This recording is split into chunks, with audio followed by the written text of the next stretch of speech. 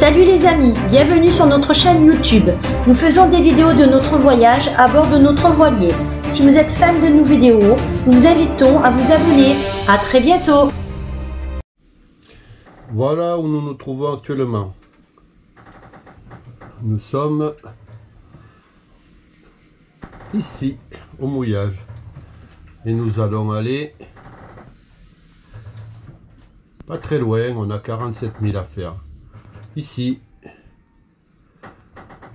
à Cayos Chichimi, c'est un très bel endroit. Et ensuite on va se balader un peu partout dans les San Blas pour aller voir des amis, rejoindre des amis qui sont à Nargana, ici. C'est parti.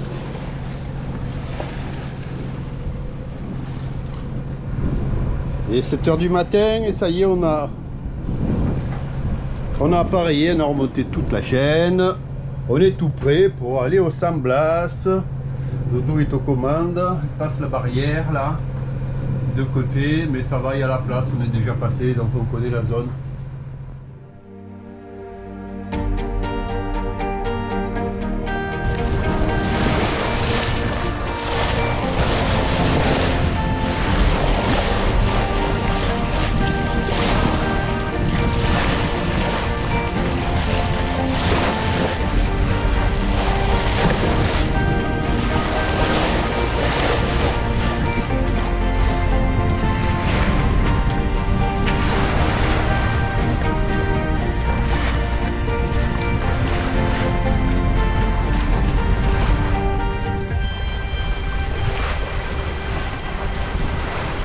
Ça y est, on arrive au San Blas.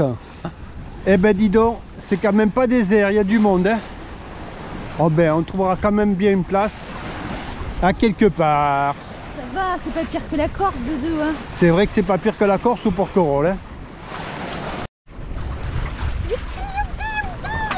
Il y a les dauphins, Chalistine. J'adore. Bonjour les copains. Bonjour. Oh. Il y a un bébé. Youpi. J'adore.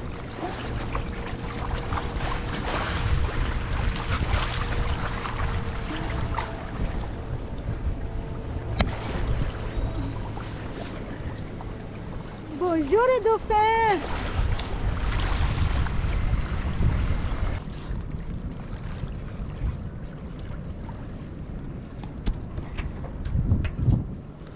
Nous voici au San Blas. Les dauphins nous accueillent. C'est tellement sympathique quand on arrive comme ça au mouillage.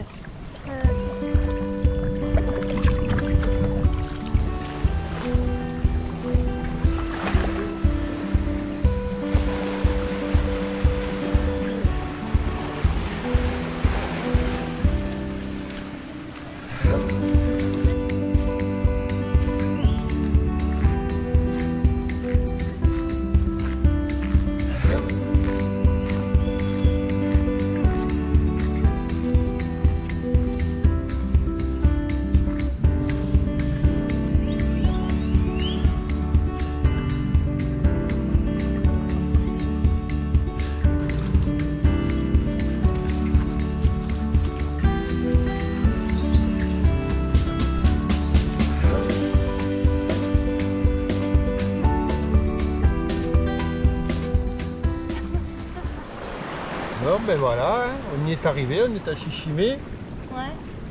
On a fait une balade en kayak ce matin. Là on a fait le tour de l'île, on a rencontré quelques Indiens. On ne les a pas filmés par respect. Ils sont super sympathiques. Et on a quand même l'impression de les déranger parce qu'on passe au milieu de leur jardin, de leur maison, c'est vrai. Hein. Ouais, donc là on s'est mis un peu en retrait pour se filmer là tranquille. Et c'est fou parce qu'ils sont... Il n'y a rien sur ces petites îles, on a mis 10 minutes pour faire le tour. Ouais, Hein? effectivement. Et ben, ils sont là, tranquilles, sur leur hamac. Certains, ils vont à leurs occupations, d'autres, ils rêvent. Ouais. C'est une autre vie. Il n'y a pas d'électricité, il n'y a pas l'eau courante, il y a à peine Internet par le téléphone maintenant. Mais ils reçoivent des touristes quand même. Voilà, là, Des petites cabanes. derrière là-bas, il y a des cabanes où est-ce que des touristes viennent en immersion quelque temps se détendre. Voilà, voilà. Voilà. D'où se prépare pour aller poser sur la barrière derrière, sur les cailles. Ouais, et elle va tout juste. Ça fait Ah, des années que je l'ai pas mis, cette petite combi.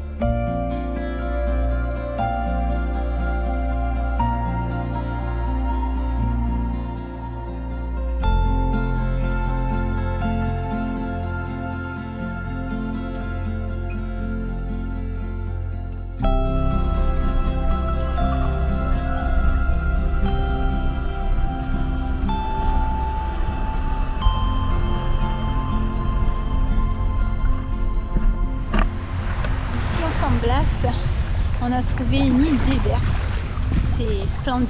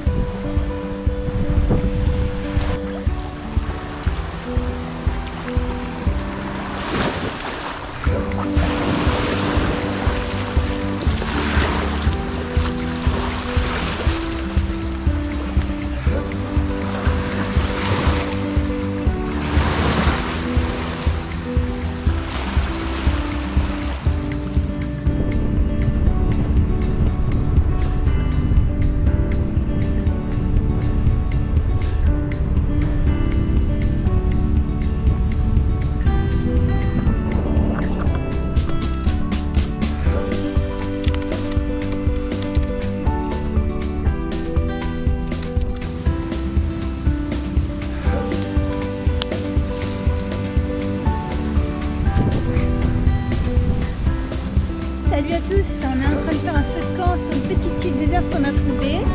Et les îles, lorsqu'elles ne sont pas habitées au San Blas, eh bien elles servent de culture de noix de coco. Donc c'est que les cocotiers. Et aussi parfois de cimetières. Là, ici, sur cette île, il y a une tombe qui doit être assez vieille. Il n'y a pas de date. Florentina.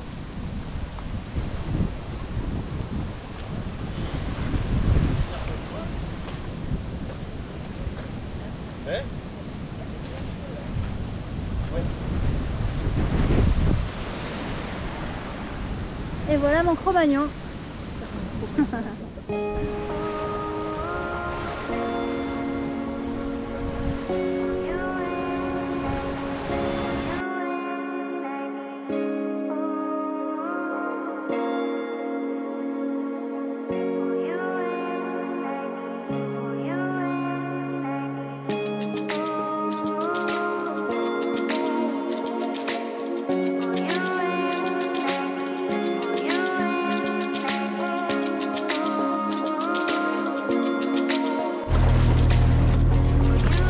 Donc on vient de passer Nargana et là, en passant le pont, on arrive à Curaçao.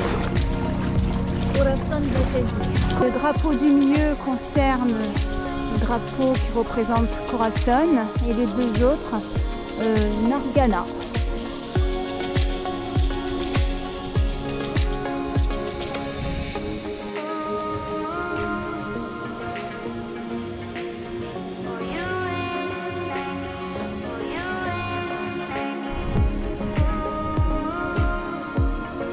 Voilà, donc là, bienvenue à Nargana, alors que juste là-bas, on était à Corazón.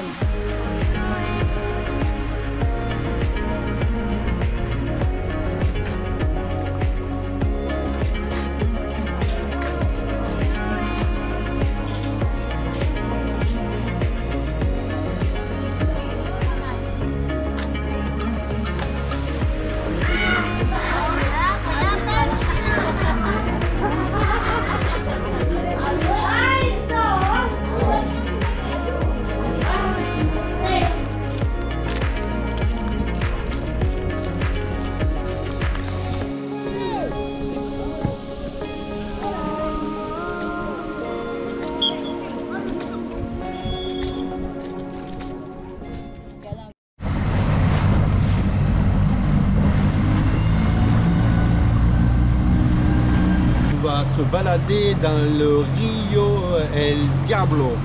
On remonte une rivière qui est derrière les San Blas et on va aller jusqu'à une abattue où est-ce qu'un ami Denis cultive son jardin. C'est la coutume ici d'avoir des petits jardins en forêt pour pouvoir cultiver ses bananes, ses fruits et ses légumes. Donc Doudou qui est là, avec sa petite tête là, elle va nous faire la lessive dans la rivière, elle va nous faire la lessive dans la rivière, là où vont les femmes Kuna faire la lessive. Et puis les hommes vont partir plus loin dans la forêt. On a à peu près 20 minutes de remontée de rivière et à peu près une demi-heure de marche, voire 3/4 d'heure.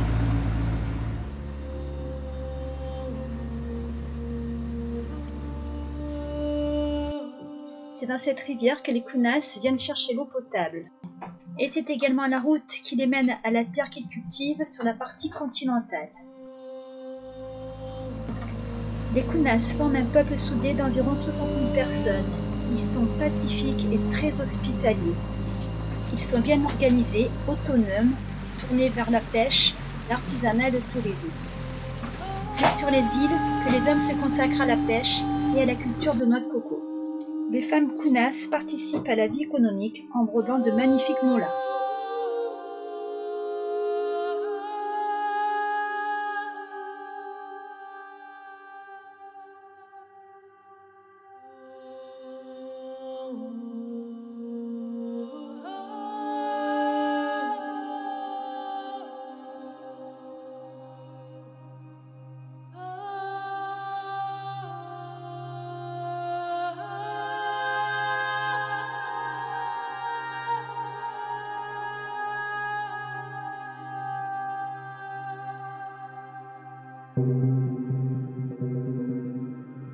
C'est ici que les hommes vont continuer leur balade en forêt, pendant que nous les femmes, nous ferons la lessive au bord de la rivière. Et ben voilà, donc j'ai fait la lessive comme les Kunas dans la rivière. Cool. Mais ça fera pas tous les jours.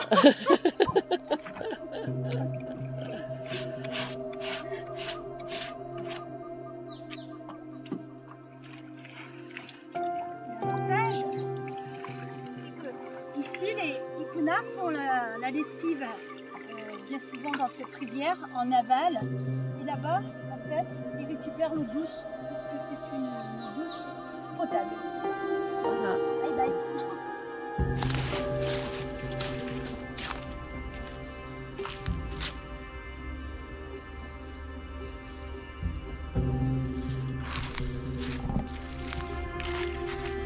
Les kunas enterrent leurs morts en forêt, sur des terrains bien sûr qui leur appartiennent. Et voilà, c'est leur coutume, c'est comme ça. Ils sont au milieu des arbres et au milieu des animaux.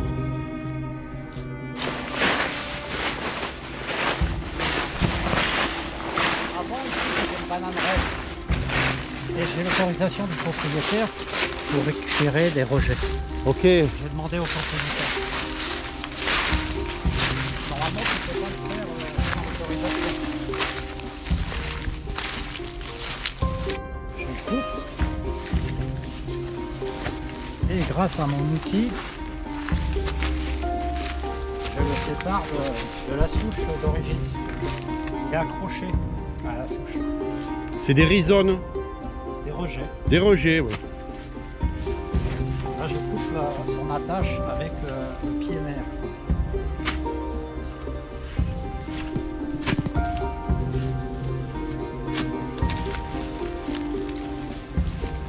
Voilà.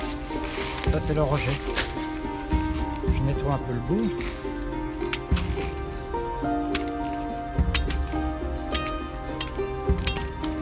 Voilà.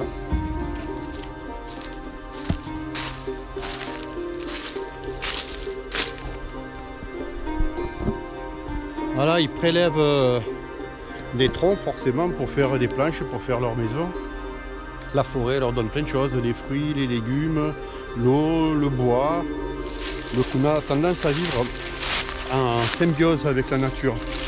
Avant que le catholicisme arrive, ils étaient, je ne sais pas comment on appelle ça, mais quand ils coupaient un arbre, ils demandaient pardon, ils lui expliquaient pourquoi.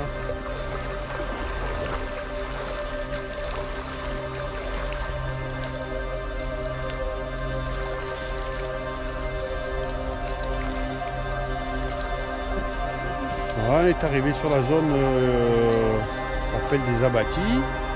C'est leur jardin, donc c'est plein de bananiers, ils ont des frichés et puis ils plantent des bananiers, du manioc, d'autres choses. Et là, on va y vérifier un petit peu sa plantation et on va planter les autres bananes les bananiers qu'on a récupérés, les rejets tout à l'heure.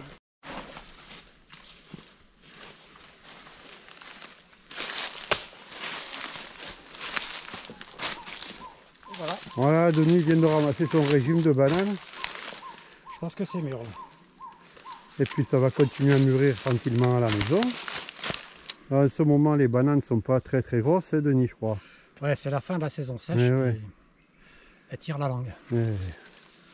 Bientôt la pluie. Bientôt la pluie.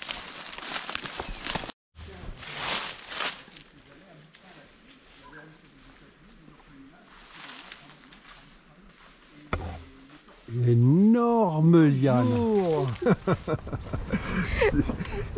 Alors écoute, merci de nous recevoir. Si tu veux bien, ben, écoute, on va t'écouter ce soir. Tu vas nous parler un peu de la communauté des San Blas. Mais d'abord, j'aimerais que tu te présentes. Oui, bonsoir. Je m'appelle... Ça marche, pas de problème. Je m'appelle Graida Rojas. Je suis d'ici, de la communauté de Corazón de Jesús en espagnol. Mais en kuna, c'est Aquanusado. La communauté de Aquanusado. Aquanusado. Ajá, Aqua, donc l'eau. Non. Non.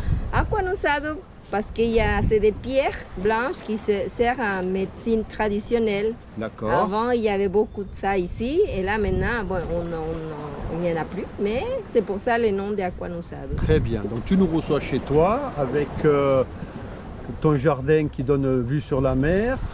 Qu'est-ce que tu as fait pourquoi tu parles le français aussi bien? J'essaye de le parler bien, mais c'est pas ma langue. Alors, on comprendra bien si je fais des erreurs. Oui, non, ça se passe bien là, tout va bien. Ok. Et, je parle français parce que ça fait déjà 20 ans, 27 ans en fait. J'ai dit 20 ans parce que ça fait 20 ans que je suis mariée avec un Français. Et D'accord. ça fait 27 ans que je suis partie avec lui sur un voilier. Ah, d'accord, donc il y a 27 ans de ça, avec lui, vous vous êtes rencontrés un jour de carnaval, je crois savoir. Oui, c'est ça. C'était un jour de carnaval. J'étais la reine de cette année-là. Oui, c'était au Et- mois de février alors. Oui, oui, oui, oui. C'est les mois de carnaval, c'est les février. En février, on fait ça, les carnavals ici. Et alors, j'étais la reine, moi je ne lui ai pas fait attention, mais lui, il m'avait vu déjà. Ouais. Alors c'est là qu'a commencé l'histoire. On a dansé, et Oui. après lui, il est parti dans une autre île, parce qu'il y avait des carnavals un peu partout. Je crois que dans une semaine, après, il est réapparu. Il m'a cherché et là, ça a commencé notre histoire. Et vous êtes parti 10 ans autour du monde, Voilà. avec un voilier, Voilà. en faisant 2 fois et demi le tour de la Ouais, Terre. on a fait Et donc deux là, tours. vous êtes revenu ici. Toi, qu'est-ce que tu fais donc aujourd'hui ici sur cette île? Aujourd'hui, je travaille sur on va dire, la mairie chez vous. Ici, on appelle ça la Sailatura. C'est la Sailatura de Corazón de Jesús, Sailatura de Aquanusado. Je suis la deuxième chef d'ici, l'autorité de la communauté. D'accord. Donc ton rôle à toi, c'est de gérer les problèmes qui se passent ici. Parce que je crois savoir que vous êtes complètement autonome par rapport au Panama. C'est Et ça depuis pas mal d'années, je crois. Oui, C'est oui, oui. depuis Ça fait 200 des ans années. ou 300 ans, vous êtes complètement autonome. Donc vous gérez complètement tout ce qui se passe. L'électricité, la voirie, tout est géré par les Kunas. Pour nous, ouais, pour nous. Il n'y a pas de président. Non, c'est l'autorité, comme je dis, c'est les Saïla, c'est les chefs du village. Dans chaque île, il y a un chef de Oui, village. tout Alors. à fait, D'accord. ouais. Et il reste encore des gens qui sont ancrés dans l'ancienne religion Oui, bien qu'avaient les sûr. Kunas. Oui, bien sûr. bien sûr. Tu m'as dit l'autre jour des choses qui étaient très intéressantes, c'est-à-dire que la religion que vous aviez avant, et que vous avez encore peut-être aujourd'hui pour certaines personnes, elle était très rattachée à la nature. Oui, c'est ça. Oui, parce qu'on a une communion avec la nature. Notre religion, c'est ça. C'est la communion avec la nature. On parle avec la nature, l'arbre, les vents, le soleil. Bon, bref, ils vont dire que c'est sorcière, mais c'est pas sorcière. C'est un truc en symbiose avec la nature, avec la terre, en fait. D'accord. C'est pour ça qu'on a cette religion. La religion à nous, c'est ça. Pas parce que je suis catholique, on va dire, Oui. que j'ai perdu mes racines et que je sais que j'ai une religion avant cette religion. Qu'est-ce que tu as envie de dire, un Kuna? Qu'est-ce que tu as envie de dire, toi? Oui, oui, j'ai envie de dire, je pense, après, Après, tu nous fais la traduction, si tu veux. Vas-y. Andi soy vido angaya amar belagole amar buenat cambi eso ku buenat cambi soku amarana venda kergebe ana mucho venda kegala ibu beabe mogale ambe venda imogo emisko be anse igisneta isa imarbe wiskubiet anigidae an biadaniki an vegana bir soine de eso ku besegi chamogale be an venda imogo era mucho venda kedamar ni soku buena panekine de eso cuando soy modo doinuedie. Qu'est-ce que je suis en train de dire? Je suis en train de dire que toujours les Kunas, on a besoin de l'autre aussi. On est toujours en symbiose avec l'autre. On est proche de la nature, soit de l'être humain, parce que c'est pas que la nature, c'est l'être humain. Nous, on a besoin de t'aider et toi, tu as besoin de m'aider aussi. C'est ça qui ça fait là aussi l'identité des Kunas. Oui. Alors, aujourd'hui, je suis en train de parler de moi, de ma religion, peut-être, de ma culture. Et peut-être je te demanderai aussi à toi, hein, dis-moi un peu de ta culture. Alors, tu m'aides, moi je t'aide. C'est ça comment, les idées. Les idées. L'aide entre tous les êtres humains. Parfait, c'est très bien. C'est une bonne chose, une belle phrase que tu as dite. Est-ce que tu aurais un message à faire passer à nos amis voileux qui suivent notre chaîne sur les San Blas? Qu'est-ce que tu pourrais leur dire? Là maintenant, dans ma tête, je voudrais leur dire que quand on arrive ici, les Blancs, c'est pas que les Blancs, hein, il y a les Noirs, les autres pays, les Italiens par exemple aussi, que quand tu viens ici, il faut respecter les règles qu'on a ici. C'est pas parce qu'il vient dans un endroit qui est primitif, entre guillemets, on va dire qu'il peut faire qu'est-ce qu'il voulait dans cette région. Il vient ici, des fois il vient ici, ils font pas qu'est-ce qu'ils font là-bas. Il vient faire des choses qu'ils les feront pas là-bas. Tu vois qu'est-ce que je veux dire? Oui. Alors il faut respecter aussi, comme ça quand je suis déjà allée en France. J'ai respecté ces règles aussi. Bien parce sûr. Que c'est comme ça. Quelles sont les règles qui sont bafouées et qui vous gênent par les plaisanciers? Parce que des fois, il y a beaucoup d'îles ici. Hein. Oui, 360 et quelques îles. Le bon Dieu en a fait une pour tous les jours. Il y a des îles qui sont pas habitées. Alors les voileux, ils croient que quand ils viennent ici, ces îles, ils appartiennent à personne. D'accord. Mais ils sont un propriétaire. Il faut les respecter. Il y a des cocotiers, il y a des cocos partout et des fois ils vont là-bas, ils prennent les cocos sans savoir que ça appartient à quelqu'un. Bien sûr. Ça c'est des et c'est vos revenus oui, en plus. Oui, parce que vous vendez les noix de coco et le copra, je crois, régulièrement. Pas le copra, vous vendez les noix de coco. Les cocos. Le coco entier. Les cocos voilà. en entier aux Colombiens. C'est notre monnaie. Bien sûr. Et ça continue à être notre monnaie. Hein. Bien même sûr. si c'est les dollars qu'on a ici, les dollars à Panama, mais c'est les cocos notre monnaie. Non, parce que vous avez une culture de couture, les femmes, et vous faites des mollahs. Des mollahs. Est-ce que tu peux aller nous en chercher un pour nous montrer ce que c'est et nous expliquer un petit peu comment c'est fabriqué? D'accord, voilà, ok.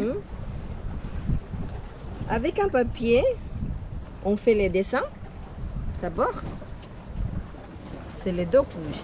C'est les noirs qui est dessiné. D'accord. Après, on les coupe suivant les dessins. Et on va couper en coupant. Alors avec les dessins, vous voyez?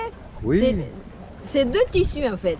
Deux tissus, un sur l'autre. Un sur l'autre. Les noirs, il est comment? Dessiné avec pas un stylo, un lapis. Ah oui. Et comment se passe la couture là? Parce qu'on ne voit pas de couture là. Ah oui, ça dépend des femmes aussi. Des fois. D'accord. Ah oui, je comprends bien là. C'est du travail ça. Ouais. On avait dit c'était comment vous appelez ça en France? C'est pas la broderie. Non. Oui, c'est la broderie, mais... Non, c'est pas la broderie... Découper et de mettre tous les tissus, tu vois, à l'intérieur. Parce que le tissu est tout mis à l'intérieur. Oui, c'est tout mis à l'intérieur. Quand ça a été découpé, c'est mis à l'intérieur et en fait, c'est cousu sans qu'on voit le point. Voilà, c'est ça qui est extraordinaire. Avec plusieurs couches. Et cette culture du tissu, donc du mollah, puisque ça s'appelle comme ça, on va l'appeler comme par son nom, elle vient d'où? Elle représente quoi? Oh, ça, des fois, ça représente... Tu sais comment... Je veux dire par là que pourquoi ces dessins? Est-ce que ces dessins, ces dessins ont une signification? Oui, il y a raison. Avant, parce que moi je t'ai dit, il y a un avant, il y a maintenant aussi. Bien sûr. Avant, c'est les corails, tu vois. D'accord. Les mers, oui, tu as raison. Il y a des corails, du poisson. Qui ont des formes comme ça, voilà. exactement. Et là, tu les vois, et là, c'est les femmes, ils coupent ça. Oui. C'est des femmes qui, juste en les voyant, ils fassent ces formes géométriques sur de corail cerveau. Voilà. Ça a un nom, ça s'appelle un corail cerveau. Voilà. Et effectivement, ça ressemble aux formes géométriques de certains de ces coraux là. D'accord. Des fleurs, des oiseaux. Des oiseaux, des papillons. De tout ce qu'on a dans la nature. La nature, vous reproduisez les formes de la nature sur ça. Ouais. Et voilà, ça c'est plus broderie, comme on dit la copine. C'est broderie, c'est pas fait comme celui-là, tu vois, coupé et montré, c'est le tissu qui est en bas. Non, ça c'est de la... Pourquoi? Parce que c'est plus rapide. Avec ton mari, avec Denis, vous avez décidé de continuer à vivre un peu avec modération, d'une façon relativement autonome, en cultivant vos légumes. Parce que par exemple ce matin, on a fait une bonne marche, on a bien sué, on a débroussaillé, on est revenu qu'avec quoi? Même pas 10 kilos de bananes. Alors que dans la plantation, j'ai vu qu'il y avait plusieurs dizaines et des dizaines et des dizaines de bananiers. Donc c'est du travail. C'est bien parce que c'est facile d'aller acheter des bananes comme on vient de faire là. Ou aller acheter des ananas, mais c'est bien de continuer à faire ça. Ouais, c'est un peu ce qu'on va faire, nous, quand notre voyage sera terminé. On va retourner dans le Var, dans notre ferme, et à essayer de vivre en autonomie dans notre ferme. Et nous, on va rajouter des panneaux solaires, chose que je ne vois pas encore dans votre secteur. Ça serait bien d'utiliser les panneaux solaires que d'utiliser de l'énergie fossile avec des générateurs pour produire l'électricité. Ça serait pas mal d'être un peu plus autonome avec ça, comme sur les bateaux. Vous aviez un panneau solaire. Oui, tout à fait. Voilà, merci. Merci, c'est très joli. C'est très très beau. Et puis on va attendre que ton mari arrive, qu'il nous parle de son huile de coco pure et raffinée qu'il produit, et des belles choses, des belles balades qui peut vous faire aussi si vous êtes dans le secteur. Donc Denis, avec qui ce matin on est parti dans la forêt aller voir ces plantations de bananiers et d'ananas, fait également de l'huile de coco, et comme il fait une huile de coco assez particulière, je voulais qu'il vous en touche 2 mots. Alors l'huile de coco que je fais, c'est une huile de coco on dit à froid, c'est-à-dire que ici, pour faire l'huile de coco, il réchauffe le lait de coco pour en extraire l'huile, mais comme l'huile a chauffé, elle perd ses propriétés parce que ça dépasse 60 degrés. D'accord. Donc c'est pas bon, et en plus il y a une odeur de brûlé. D'accord. Moi je la fais par décantation. En fait je fais du lait de coco à partir de la coco râpée que je presse, et ensuite je la laisse décanter. Et au bout d'une journée, il y a l'eau qui est descendue en bas, le gras qui est monté en haut, et apparaît l'huile entre les deux. Et au bout de 2 jours, l'huile elle a pris son importance et le gras s'est réduit. Donc on enlève la croûte de gras, on récupère l'huile et je la filtre ensuite avec un filtre à café. D'accord, et là tu as une huile complètement artisanale et pure. Et pure, elle est transparente comme de l'eau, et puis elle n'est pas du tout chauffée, c'est fait uniquement par décantation. Et là, cette huile-là, qu'est-ce qu'on peut en faire? Eh ben, il y a 2 domaines, c'est l'alimentation. On peut l'utiliser en huile, soit sur des salades, soit dans des plats pour donner un goût de coco. Ou alors une utilisation pour la peau, les cheveux. Pour les cheveux, ça réhydrate les cheveux, ça les rend plus souples. Et pour la peau, déjà ça l'hydrate. Quand on a la peau un peu sèche, là, c'est très bien, ça l'hydrate. On peut faire du massage aussi. Bien. Ça fait que l'huile, en fait, à la fin du massage, elle a complètement pénétré dans la peau et il n'y a pas une impression de gras. C'est-à-dire que la peau n'est pas grasse. Aucun produit, rien, pas de pesticides. Je rajoute absolument les rien. Noix de coco, j'ai vu, c'est un monsieur qui est juste à côté, qui les cueille, qui les ouvre et qui les vend à notre ami Denis. À la pièce. À la pièce, et c'est lui qui fait tout ça. Voilà. Et puis je crois également que tu fais aussi quelques balades en forêt. Bah, pour en finir avec l'huile de coco, il y a l'effet hydratant sur la peau, mais ça va plus que ça, parce qu'en fait l'huile de coco, elle est antiseptique et rajeunit en fait. Si par exemple s'il y a des taches ou des choses comme ça, l'huile de coco, comment on va dire, elle fait que la peau se refait quoi. D'accord, d'accord, elle a un effet régénérateur. Voilà, c'est le mot que je cherchais. Voilà. Donc c'est pour ça, c'est un produit vraiment intéressant. D'accord. Donc par rapport à quoi déjà? Ben, tu me disais aussi que tu pouvais amener des voileux, parce qu'on s'adresse à des voileux, des voileux ou d'autres personnes se balader en forêt. Bah, tu vois, le bateau il est là, juste à côté. Oui. Et donc j'ai un moteur de 4 chevaux, il est assez grand pour que j'embarque 4 personnes. Et on peut remonter la rivière comme on a fait ce matin. Comme on a fait ce matin. Et aller se balader en pleine forêt. Et on va en forêt, soit voir mes fincas, soit aller voir. D'accord. Donc si des gens viennent ici sur cette île, ils peuvent te contacter. Tout à fait. Très bien. Ben, tu me donneras tes coordonnées, qu'on mettra un petit truc en bas et qu'ils pourront te téléphoner sur WhatsApp pour. Tout à fait. Hein? Ouais. Ben, c'est super. Sur WhatsApp, je te laisse un numéro. Magnifique. Eh bien merci de nous recevoir ici chez toi et avec ta femme que j'ai embêtée tout à l'heure pendant un quart d'heure. Elle est assurée, c'était super bien. Elle a improvisé comme il faut. Ah, c'était très bien. Ah bah super. Merci. De rien. Bon, quelques infos sur la navigation aux San Blas. On s'est baladé à pas mal d'endroits différents dans les San Blas. La cartographie qu'on utilise en avionics est relativement précise. Il faut quand même faire attention, il y a beaucoup de récifs de haut fond et de passages un peu serrés entre les îles. Mais si on navigue 2 jours avec une météo favorable, il n'y a pas de problème particulier. Il y a des fonds assez constants, on peut mouiller dans des zones où il y a beaucoup plus qu'une dizaine de mètres. Les fonds sont sableux, pas trop de vases, beaucoup de sable de corail, la tenue est bonne. À l'intérieur des San Blas, donc à l'intérieur de l'archipel des San Blas, là où nous naviguons actuellement, l'avantage c'est qu'on a le vent, là on a l'alizé qui est à 15 nœuds et on n'a pas de vagues, donc ça permet d'avancer correctement, de ne pas être secoué. Et puis l'alizé qui arrive là actuellement nord-nord-est est relativement stable, donc la navigation, je vous le confirme encore une fois, pour cette saison bien sûr, elle est favorable et assez facile. Encore merci au peuple Kunas de nous avoir si bien reçus. Le 3 avril, nous passerons le canal de Panama. On se retrouvera donc côté Pacifique. Nous posterons bien sûr une vidéo spécifique au canal avec l'interview spéciale d'un agent. Pour tous ceux qui souhaitent nous rejoindre en Polynésie, il reste encore quelques places. Vous pouvez encore nous contacter jusqu'au 8 avril, car ensuite nous ne serons plus joignables pendant la traversée de l'océan Pacifique. Grosse bise à tous!